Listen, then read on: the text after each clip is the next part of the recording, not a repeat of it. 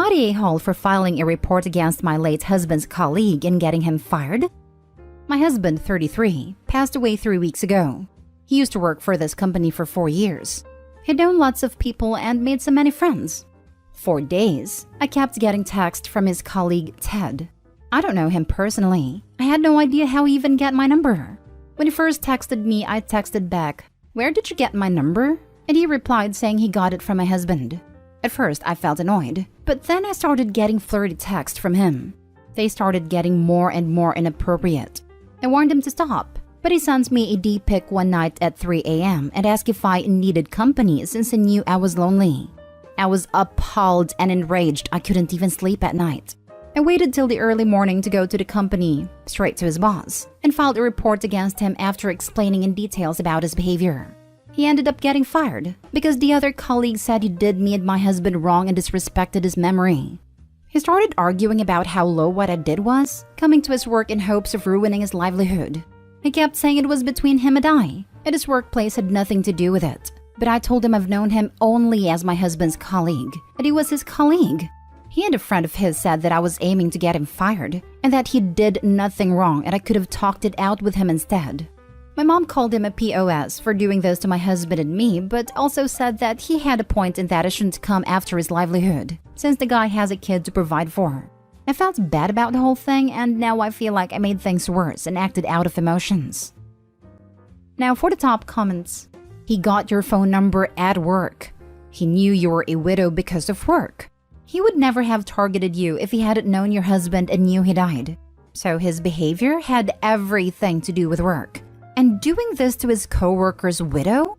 Of course his employer was horrified. The guy had it coming. Preying on someone's grief is so low. Not the a-hole. Exactly. Plus, she's a widow of 3 weeks. I might understand reaching out after 6 months and building a friendship. But 3 weeks and D-pics? That man deserved consequences for his horrible actions. OP, I'm so sorry for your loss and that you were harassed by this man. Please consider filing a police report if he continues. This is not okay behavior. Obviously not the a-hole. Given how quickly they fired him, I'm guessing that this was not his first case of harassing wives of coworkers or coworkers. As an employer, this a-hole could be employee of the century and I would still fire his butt for only this. Not the a-hole. He wasn't worried about his children's livelihood when he was harassing his coworker's widow. I have no idea where he was even coming from, sending a D-pic to a grieving widow of 3 weeks. WTF? Not the a-hole. He messed around and found out. The fact you are the widow of his late work colleague makes this absolutely a work issue. He disrespected and harassed you. If he didn't want to lose his job, all he had to do was not harass you. Literally, that's all he had to do. He wanted you to deal with him without going to his work because then he would face no consequences. He was already not listening when you said stop, and generally cops won't do anything unless it's immediately threatening. Going to his work was the only way he was going to learn. You absolutely did the right thing. Next story. Am I the a-hole for telling my wife my job has to come before hers? Background. Me 35 male, my wife 34 female, and our 2 kids 3 and 5 live in a very high cost of living city. I made about 5 times as much as my wife, so we do pretty well. If my income were the same as my wife's, we would not be able to afford to live in our city. My job is pretty low stress, about 35-ish hours a week with the only requirement that I be on call for 1 week out of each month. Normally nothing ever happens, so I do my usual routine with the understanding with my wife that if I am needed, I will drop whatever we are doing and work until the work issue is resolved. This only ever happens once every quarter and only lasts a few hours. My wife, on the other hand, has a much more stressful job. Her boss is incredibly demanding and often demands random and inane things, just as a power play with her subordinates. She usually works about 45 to 50 hours a week. As a result, I take care of most home stuff, drop off / pick up kids from daycare, cook meals, and generally keep the house clean. The AITA incident. It was an on-call week after work hours when my wife got a text from her boss about fulfilling an emergency request for a client.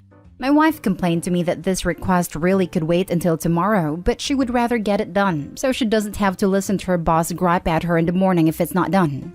I had no problem with it. But I reminded her that I am on call, so I might need to switch with her if something came up. She made a grunt of acknowledgement, but nothing beyond that. About 2 hours later, I got an all-hands call to immediately come into the office. Normally, I can resolve issues remotely, but we had an issue that prevented us from remoting in. I rushed upstairs and told my wife I had to leave, only for her to turn around and say, "Sorry, but my issue came up first. You are going to have to tell your work you can't." I was taken aback and told her that no, this issue isn't something I can skip for anything short of I am physically in the hospital and can't come in. She got increasingly angry and started ranting at me, but I told her that I didn't have time for this and that I am leaving. When I get back, we can discuss this. She started crying, but I had no more time, so I left for the office. On the way, she called me to continue the argument, and in the heat of the moment, I said, "Look, I respect that you put a lot of time and energy into your work, but we cannot afford our house or lifestyle without my job. So when push comes to shove, my job has to come first. Otherwise, we are going to be on the streets." She hung up on me after that. When I got home about 3 hours later, around 11 p.m., the kids were crashed out on the living room couch with several bowls of cereal spilled around them. I went upstairs and my wife was locked in the bedroom and refused to talk. In the morning, I found out from the kids that she spent the night crying in her room and didn't feed them dinner or tuck them in, so they made cereal and had a sleepover in the living room. Not stay home, and her neglecting to feed your children should be a red flag. I mean, if I came to that, I would be livid. Kids shouldn't have to fend for themselves because their mom is having a meltdown. That's absolutely unacceptable. No matter what, the second I look my daughter in the eyes, I'll come down. I really can't comprehend this behavior. Maybe the kids are teenagers and I'm overreacting. If that's the case, I'm sorry, Opie. But if not, your wife's got such a big red flag you could call her Xi Jinping. Opie said the kids are 3 and 5, so horribly negligent and irresponsible to leave them unattended. Oh God, I assumed around 6 to 8 years old for the kids. 3 and 5 is absolutely too young to be left completely unattended and not fed. I get that she's upset, but that should not be happening. I'm not going to lie, I was prepared to give you the the a-hole after reading the title. But no, you're absolutely not the a-hole in this situation. Her behavior with the kids was horrible. She must change her job and attitude. I have tried many times to get her to look for a new job, but won't. I think it's partially a sense of loyalty to her job and a fear of newness. Your wife needs a reality check and some serious therapy, or you need to rethink things with her. She deliberately neglected your children because she was butthurt. This definitely sounds like mental breakdown, particularly the fear of change and the crying all night. She definitely needs to get herself in therapy to fix this. Next story is titled, "Am I the a-hole for not wanting to be a stay-at-home mom and find a job instead?" My husband's father passed away recently. He grew up on a large farm in Kansas, and him and his mother inherited a farm. My husband John, 24 male, and I, 21 female, met while he was living in New Orleans, attending Tulane on athletic scholarship, and I was working as a waitress. We fell in love and he proposed quickly. We married a few months ago, and I'm currently 3 months pregnant. We've been living in NOLA, but since his father's passing, his mother needs help with the farm, and he suggested we move there and it will be better for the child to be raised on the farm anyway. I didn't really want to do that, but I agreed as I knew how much it meant to him. When we got there, I was surprised how big and isolated the farm was.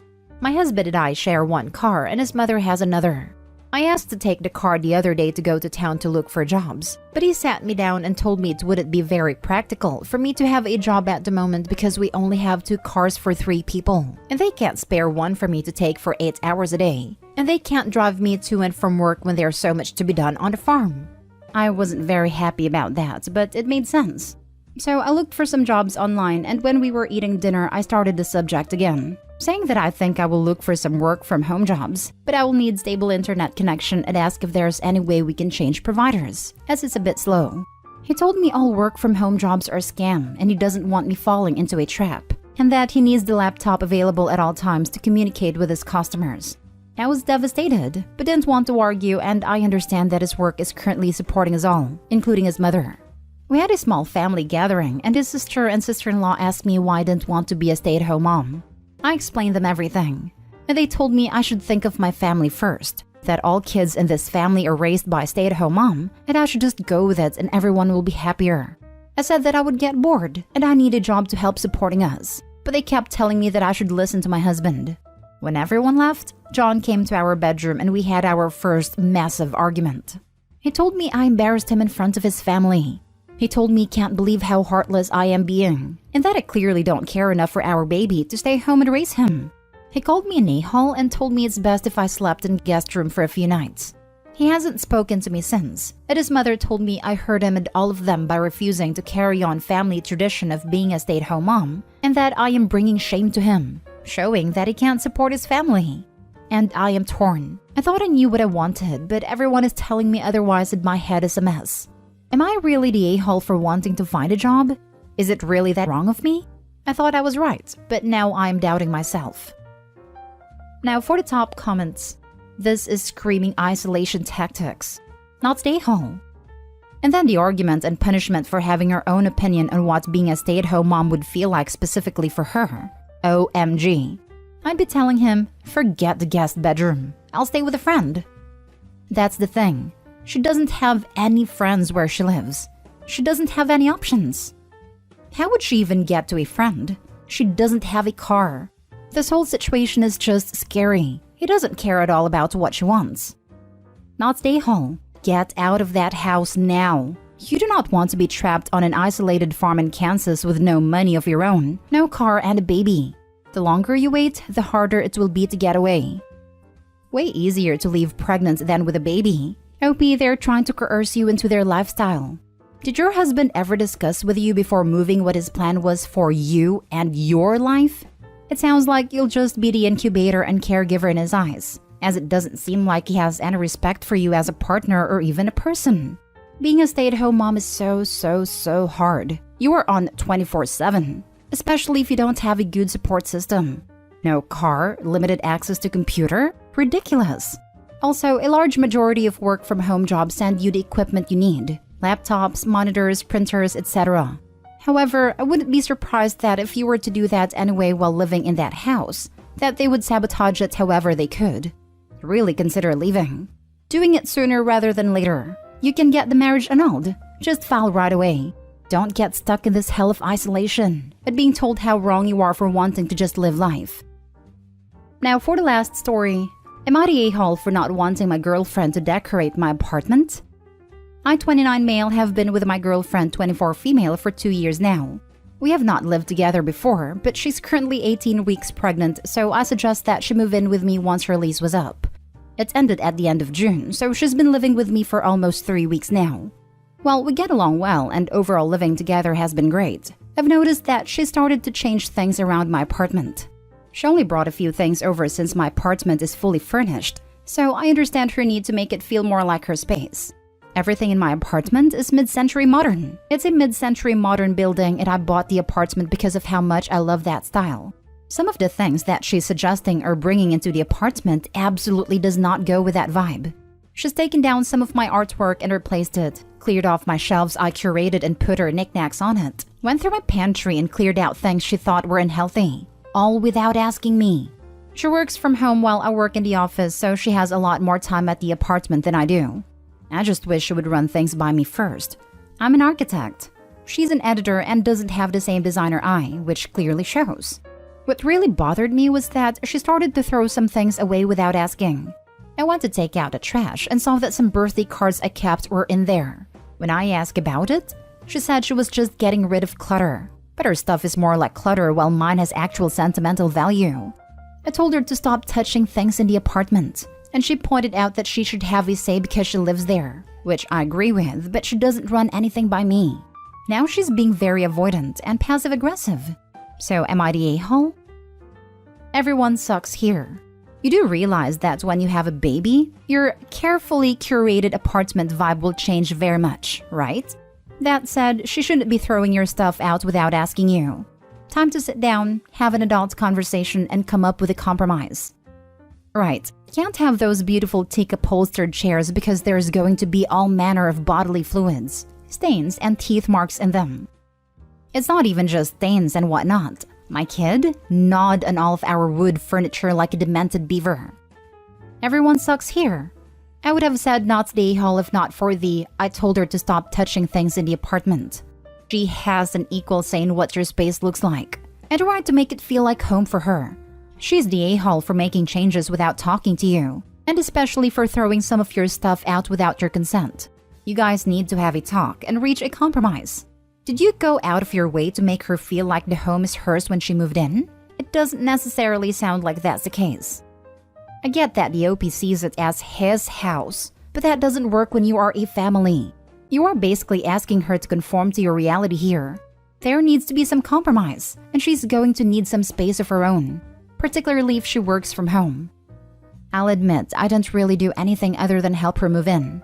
I've never lived with someone else before, so I'm not really sure how I could make her feel more at home. Any suggestions would be great.